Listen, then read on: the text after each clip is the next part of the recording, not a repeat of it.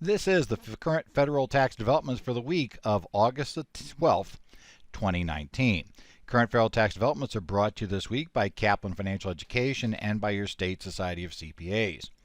I'm Ed Zollers, and we're looking this week at a few things that have happened during this week here in August. And we start this week by looking at the state of Kansas, who decided that this whole $100,000 limit for out-of-state sales, they weren't having any of it. $10 is just fine. We'll also talk about a memorandum that held that a partial denial of earned income tax credit, let's say you lose one child you shouldn't have claimed, that conceivably could cause you to lose for 2 years the right to claim the earned income tax credit on any child. We'll talk about the theory there and part of the issue, what they were discussing, and how that worked. We have the case this week of a Tennessee court that answers a question the Fifth Circuit had decided not to answer earlier in this year, as we were talking about that. So we'll talk about the issue there dealing with whether a taxpayer can rely upon their tax preparer to electronically file a document. If it turns out it doesn't happen, is that reasonable cause to get out a late filing penalty? We'll take a look at a new IRS online withholding calculator. And by the way, later in the week they put out what's supposed to be the close to final draft of Form W-4 for 2020. So we'll see how those go together. And finally, we'll discuss the fact the IRS issued this week revised third-party contact rules. As you may remember, the Taxpayer First Act had some rules that limit when the IRS can contact third parties without warning taxpayers ahead of time. The IRS has to start doing that on August 15th. Well, we're approaching August 15th, so they did get the brand new rules out. So let's take a look then and keep going as to, well, I've got some courses coming up. And the first set coming up this week will be here in Phoenix. They begin Wednesday when I talk about income taxation of estates and trusts. We're going to talk about key tax planning concepts and issues on Thursday the 15th, and by which is the day, of course, that whole contact rule starts. And on August 16th, I'll be dealing with partnership and LLC taxation advanced issues. Those courses are both live and webcast, so if you can't make it to Phoenix, you can sign up for the webcast if you're listening to this before the day on which we're doing it. So you can go ahead and take a look at those. If you have interest in any of those topics, you can go ahead and sign up. Also, I will be heading off to Sioux Falls, South Dakota, and this is for both the South Dakota and the Iowa Society of CPAs. You can sign up on either website. On Monday the 19th, I'll be doing Preparing Complex 1040s. That's a course that looks at the types of issues that will arise on a tax return of the type that would come to a CPA. So we'll be looking at things like the 199 Cap A rules. We'll be looking at things like net operating losses, those sorts of issues that are likely to come up on those sorts of returns. And then on the 20th, I'll be dealing with the advanced partnership issues featuring the new partnership audit regime. That'll be looking at all the neat things happening with partnerships, but starting out the day on that new regime that took place, that took effect for your returns you filed here for last year, 2018. We'll talk about how that's at, where we're at on that, what it looks like, and how to prepare for that. Well, we had a little bit of a surprise out of Kansas. And the Kansas Department of Revenue issued Notice 1904, Sales Tax Requirements for Retailers, doing business in the state of Kansas. It sets out rules if you're an out-of-state seller, meaning you're not in Kansas, so all of us not in Kansas are the ones that have to worry about these rules right now, and you're selling any products or services into the state of Kansas that are subject, if they were from Kansas, you were living in Kansas, they'd be subject to sales tax. Well, the big thing that happened was, and part of this goes back to the legislature this year in Kansas, to the fact that they passed a tax bill which included the $100,000 limit, and the governor didn't like other parts of the tax bill. The governor vetoed the bill, never got a substitute bill in. Now the Kansas Department of Revenue came in and said, well, they didn't give us a number, and they're saying we don't know that we have a right to select a number, so we think zero. We think that's the way the law reads right now. So there absolutely is no de minimis amount. In fact, a representative from the Kansas Department of Revenue was quoted by Bloomberg as basically stating if you sold $10 into the state of Kansas, you have to collect and remit the sales tax and register to do so. Right? There is an October 1st deadline for registering with the state of Kansas and for beginning to collect and pay over the tax. As I said, the department felt they could not set a minimum. If you remember the case, we talk about Wayfair versus, South Dakota versus Wayfair. I have to get the plaintiff and defendant correct in that case. If you remember that case, you'll recall that Justice Kennedy specifically pointed out that this wasn't carte blanche for the states, and that they still had to worry about due process limitations. But he said, but South Dakota looked to have this covered because of, and he mentioned many things, including they were part of the uniform, basically the streamlined sales tax and sales and use tax agreement. Get the right title there. They're a member of that group, which gave a simplified registration system. By the way, Kansas is a member of that group. They didn't go retroactive on the taxes. But one of the key things he mentioned was that they also had this de minimis rule, because basically Justice Kennedy suggested that it might be too complicated and too burdensome to require somebody to collect and pay over the sales tax if they had very minimal sales into the state. He didn't actually say that's how it works, but certainly every other state that has implemented this so far, and apparently whoever wrote the bill in Kansas believed it, has decided that, well, we really need to have this safety valve, and we've generally seen the states use this $100,000 limit. Kansas did not do so. A lot of commentators are wondering if this can survive a challenge. Now, this is kind of interesting because on the other side of the equation, we had the state of New Hampshire just recently that passed a rule that's meant to make it such a pain for other state try to collect sales taxes from New Hampshire businesses to keep them from doing so. As we're called, they've got to give 45-day notice, and they have to agree to any lawsuit to settle this will be in the state of New Hampshire, which kind of goes against the Supreme Court decision that we saw this year with the Franchise Tax Board versus Hyatt, and whether a state can be sued in another state's court. Lots of issues. A lot of people believe that both New Hampshire and Kansas will have these things struck down. My guess is most likely Kansas may not actually enforce this very soon, and when the legislature comes back, the next time the legislature's in session, there's a good likelihood the $100,000 bill will get pushed as a clean bill, because the reports are the governor had nothing against the 100,000 limitation, and that's highly likely to go into law. And I would not expect Kansas to litigate this, but it is an interesting problem that in the interim, if you sell into Kansas, $10, okay. Probably they're not going to come after you, and your theory is if they did, what they'd charge you for penalties probably is going to be penalties plus the tax plus everything is going to be a fraction of what you would pay to comply. So if you got that single $10 sale, maybe I won't worry too much. But if your sales go above $10, let's say we get to $30,000 or $40,000 a year into Kansas, I get a little more worried at that point because we don't know 100,000 is a magic number. And, you got to get a little concerned about, having to file and pay over. And then the other question will be if Kansas comes back and says 100,000 next year, they're not going to give back any money you've collected. So if you do have clients or your company, has sales that are above the very minimal number into the state of Kansas, I think you got to consider what you're going to do, at least effective October 1st. Next up, we have an IRS Chief Counsel Advice. This is Chief Counsel Advice 2019-31-008, issued on August the 2nd. This particular advice looks at the rules that we have where we disallow basically a earned income tax credit for certain taxpayers who claim the credit have it disallowed. That disallowance period, if you have knowingly basically ignored the issue and said, I forget it, I have knowingly and intentionally and recklessly violated the rule, then I lose it for 2 years. Well, here's the fact pattern, which apparently comes from a real exam, let's assume. At least that seems to be what started this memo going.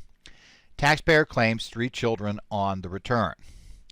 The IRS examines the return and finds that, in fact, one of the children is not really a dependent on this return. They reduce the earned income tax credit amount for that taxpayer. Now comes the fun. The taxpayer, though, in later years, continued to claim the child in following years. I mean, it was unfair. And, we don't know the exact facts, but we all know how this goes. You've had clients come in and say it's unfair, it's horrible. I can't believe that, I'm supposed to sign over this appendant to my ex. I signed it, but you know what? My ex didn't do this. Or, I'm basically, my ex is not signing that form even though they're supposed to. I'm just going to claim the child. And the client is not living with me. I don't care. I want the earned income credit. All those things. And the law's not fair and it's horrible and it's awful, which is fine, but doesn't matter. Claiming that one child, the question was, do they just disallow the extra for the 2 years? Or they disallow on basically on the 2 legitimate kids? And what was decided was, because it was reckless or intentional disregard, the law doesn't provide any partial ban. So recklessly and intentionally disregarding the law by claiming the one child meant they lost the earned income credit they legitimately could claim for the other 2 children for a 2-year period after they had recklessly disregarded the law. That's maybe tough, but Congress clearly wasn't happy with what they believed were fraudulent filings for an income credit, and they put this penalty in place. Remember, we also have the penalty on the preparer who is supposed to check into this stuff. They're serious about it, and to be totally honest, I think they're going to be serious on preparers too. Next, this court case, which is now getting a lot of discussion going. In fact, the ABA has already sent a letter to the IRS about this case.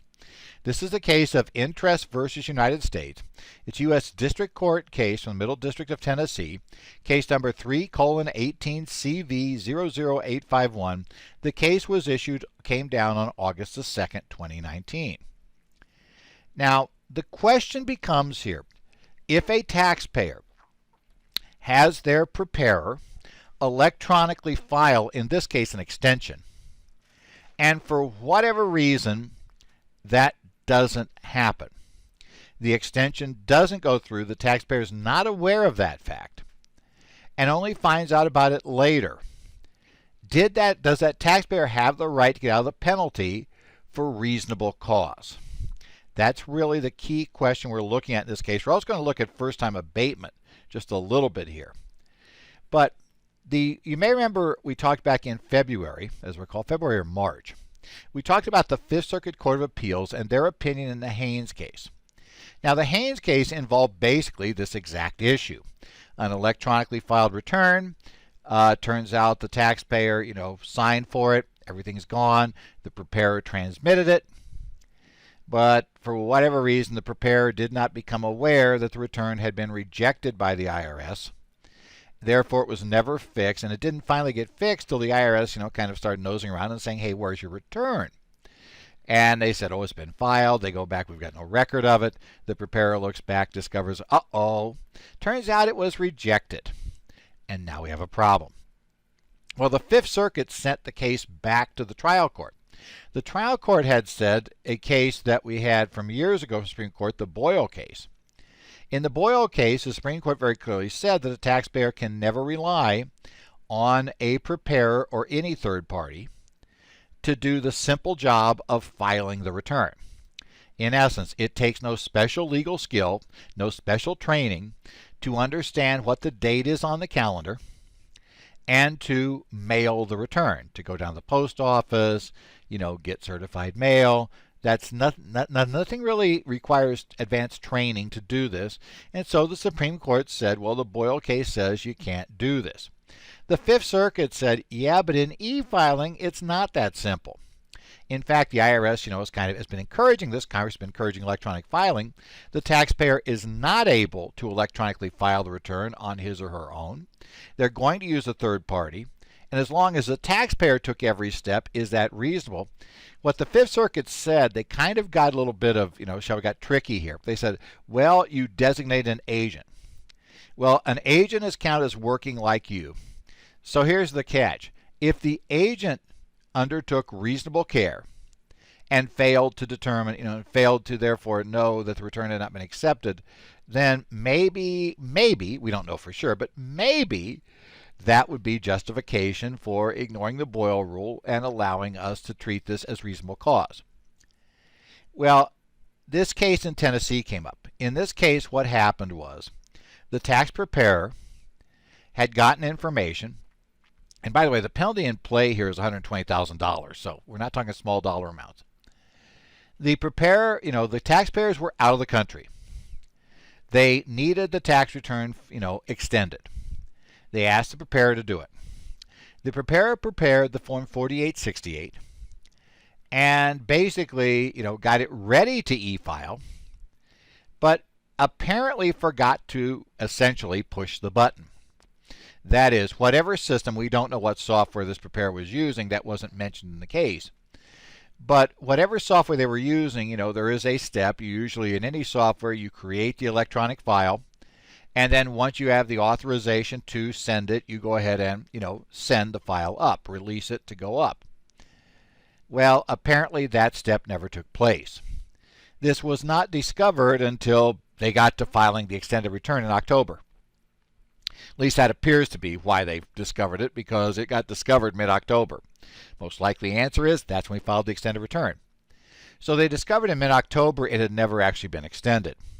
They asked for reasonable cause relief from the late filing penalty, which was $120,000. The IRS, for whatever reason, decided that they were not going to grant it in this case. They did not grant it. At the end of the day, the penalty stood. The taxpayer paid the penalty. Then they went to the court in Tennessee, district court, and sued for a refund. The Tennessee District Court admitted that this hadn't really been decided before and even noted the Haynes case from the Fifth Circuit. But the court found that actually the Boyle rule should still apply. They're saying it's a unique situation, but there's a couple of issues that are in play today. They said first thing is mandatory electronic filing only applies to paid preparers. In essence, the taxpayers here in interest and her husband could have paper filed the return. They could have prepared the return on paper. They could have personally. Nothing stopped them from doing that, and yes, people still do that. So it could have been filed on paper. That's exactly what Boyd could have done.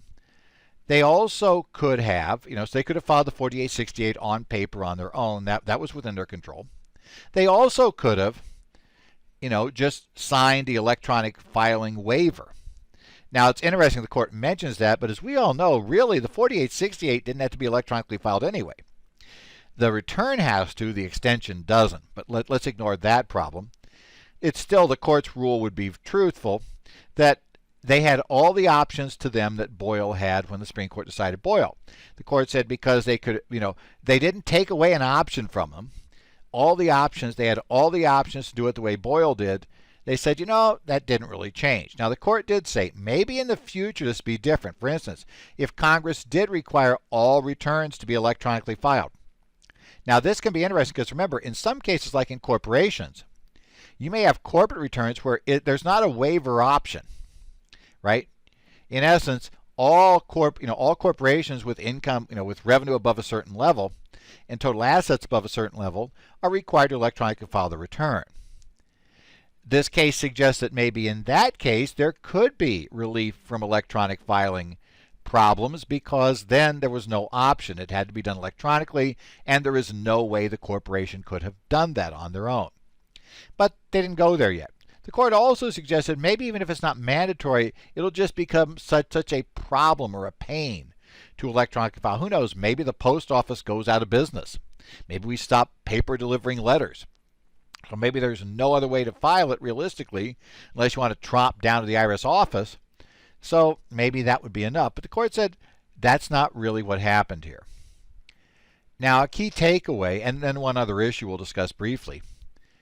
Everybody here should understand, it is key to understand, this is the second case, Haynes was earlier this year, where we have a tax preparer who's electronically filing returns and who did not check after the return was transmitted, never double check to see if the return was accepted. I understand you can kind of get on autopilot. I understand that most vast majority of returns go through. I also understand that maybe, you're used to getting emailed if something goes wrong, But the bottom line is, I think all of us have to make sure we have procedures to actually go back in and check to make sure that electronically filed documents are accepted. It's the same issue we've got with getting the certified mail receipt if we take it down to the post office. That's just something we have, that needs to be done. Somebody's got to double check that to make sure that's true. My position has always been at due dates, the return is not extended, or filed until such time as we get back the acknowledgement. And so, I always have at the end of tax season, because taxpayers always drop things off at the last minute. You're going to have some returns probably that are submitted before the due date that haven't cleared because it takes, especially at the due date, the process to slow down. You've got to double check. You have to understand the procedures if that gets rejected.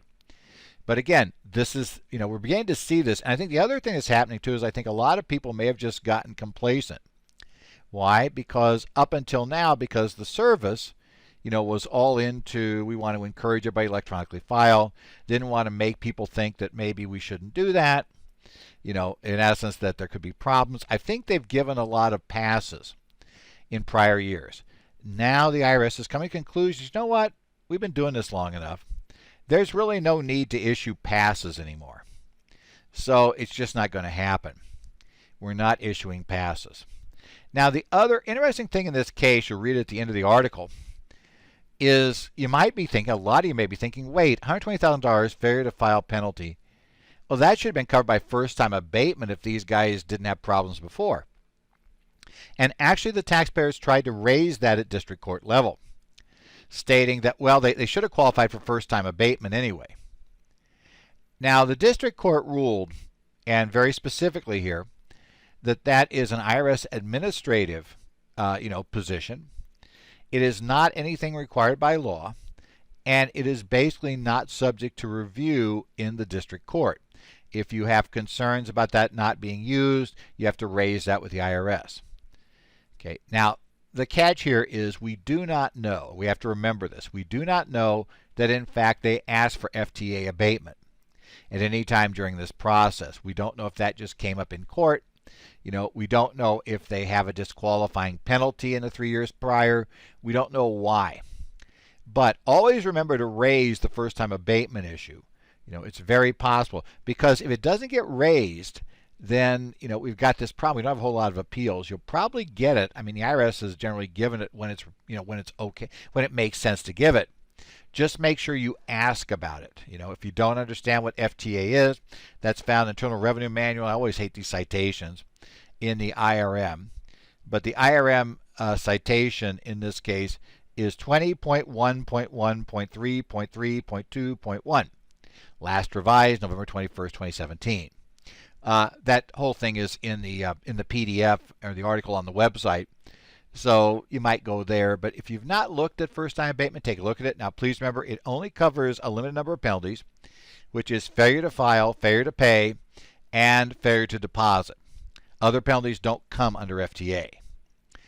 Generally, you can't have been penalized any of the 3 years prior.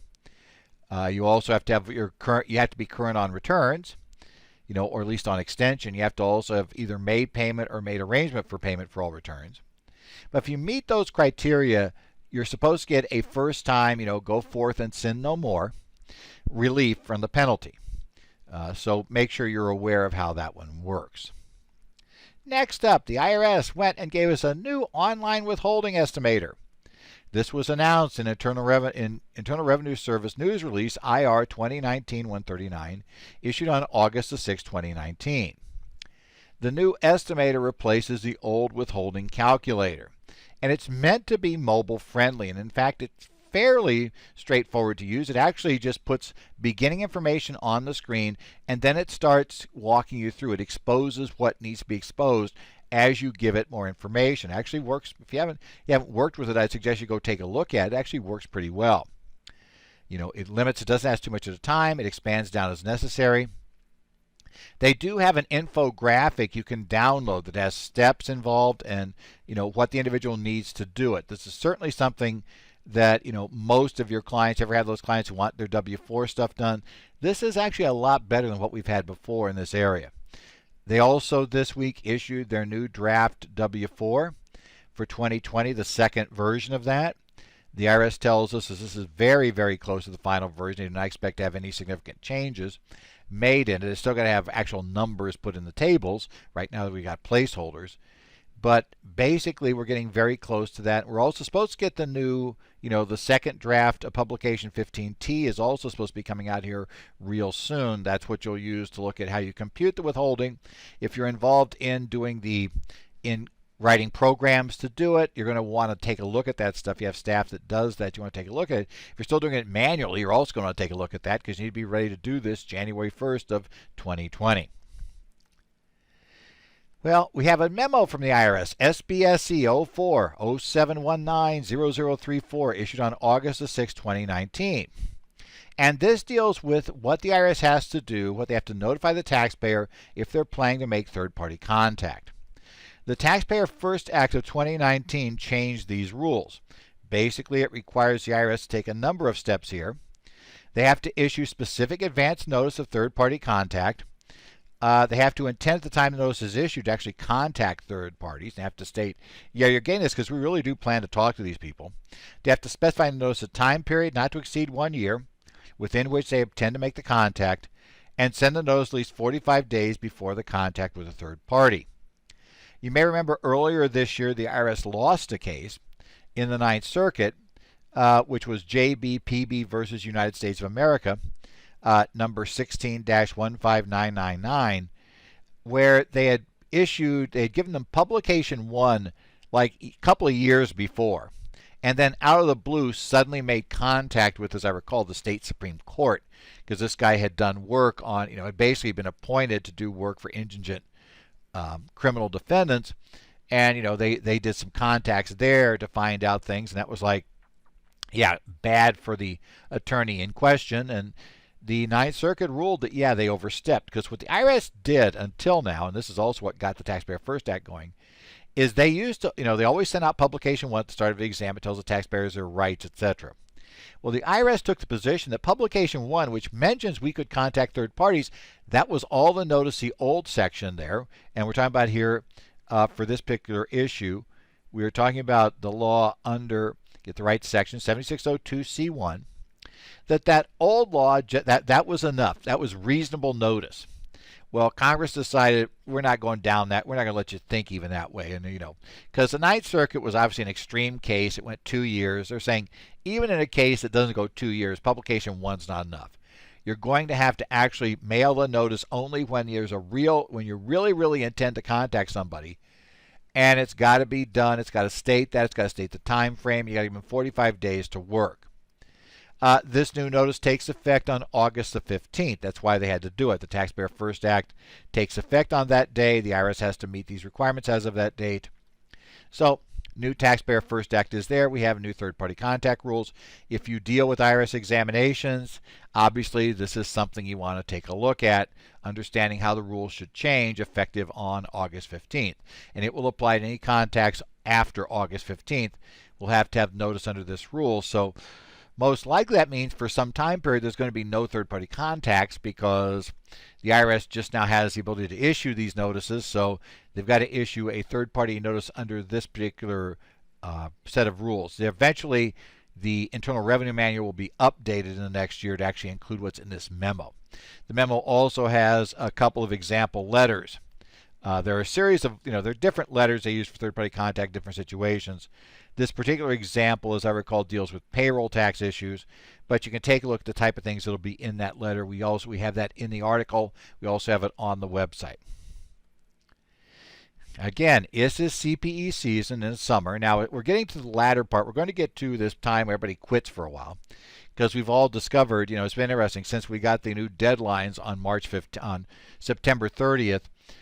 Most of us in tax are not really keen on sitting through courses when we're within 2 weeks of a deadline day. During the 2 weeks for a deadline day, we prefer to be in the office playing with returns, because things sometimes go wrong.